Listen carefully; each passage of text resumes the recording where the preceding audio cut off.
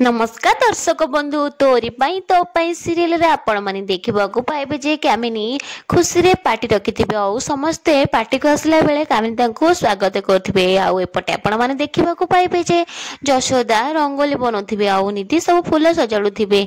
जशोदा पचारिबे कि निधि राम आउची कि कुआडे गले निधि कहबे कि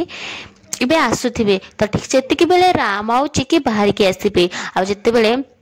निधि कहबे कि हे देख भाई आउ भाउजे तो आसीगले समस्ते तांको आड़ को चाहिए आउ बहुत खुशी हो जिबे। या पर जशोदा कहबे कि देखुच ना ए दी जण एका संगरे केते सुंदर लागुछंती। या पर माधवी आंटी रूही को कहबे कि आलो रूही सतरे लो ए दी जण तो पूरा अयोध्यार राम सीता परी लगुंट सतरे केते सुंदर लगुंट आ तू होचु रावण